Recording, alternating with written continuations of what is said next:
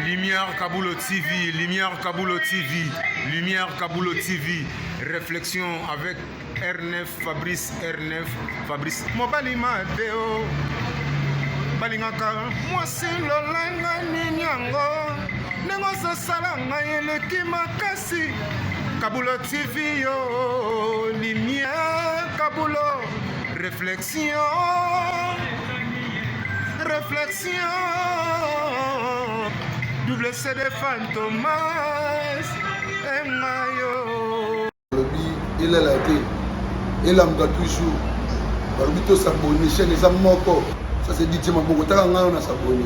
Bon, donc, mon yango, YouTube, to Zawana, Moko Gaga, réflexion, trop bandé là, réflexion, lumière, Kamboul, Yangwana, Balai qui est ça la biso bien, tous en ciment pour.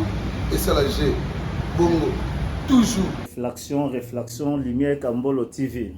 Chaîne les amoko, vous s'abonner, vous avez décidé Lumière Kambolo TV. Bonjour, Nabiso Banso. Les Alingan de Konabino, Nabengami na Kombo ya Kambulu. Na salaka na émission na chaîne télé Oye Bengami Réflexion. Chaque samedi na 19h30, vous écoutez Biso Kuna.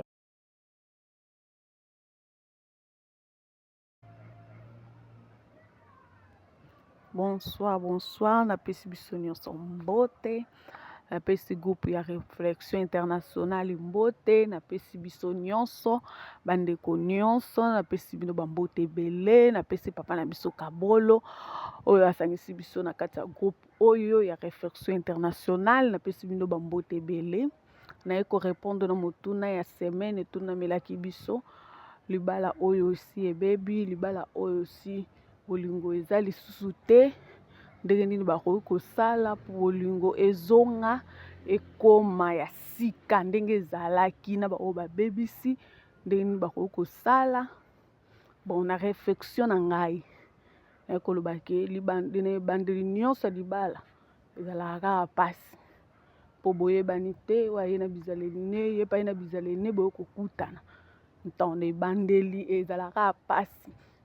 Soki olingi mutu wana mama okosala effort oyekola mutu yango po bokoma mutu moko, donc ozalaka na patience ya kolinga, ya koyekola ye, ya koyeba eloko oyo alingaka na oyo alingaka te, yango esengaki bokola bokoma bomoko, kozalaka na patience ya koyeba kosupporte bakaprisi ya moninga na oyo libala si epanzani yaya baerreur oyo osalaki na libala kolinga te kosala yango lisusu place okokende, luka mpenza place okokende obongisa po obanda kotangaka mabala na misapi te, wana eza kitoko te. Bon, na bamama na biso na libala ose wumeli deja, bamama na biso bakomisa bamibali na bango mibali na biso bana ekoma kaka po ye moko aservi mobali ne ekoma kaka Glodiane tela papa bino biloko ya kolia, Glodiane otiaki mai ya maboko, Glodiane papa na bino asilisi ya kolongola basani.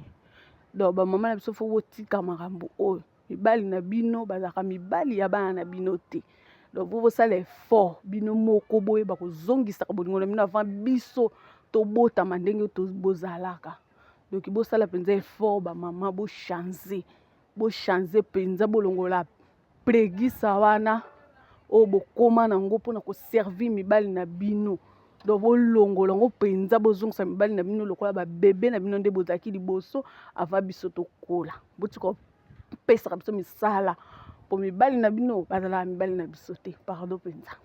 Donc na réflexion na ngai yango wana bamama tobongisa mabali ekoma pasi sokutani na mutu na yo bozo kose comprendre, bozo vanda bien, boza na kimia, mama bovanda mpenza po kutana na mutu moko otambuso mutu okoko supporter te, donc faut toyeba kaka kobongisa. Bon, merci, tokutani pe la prochaine, ciao.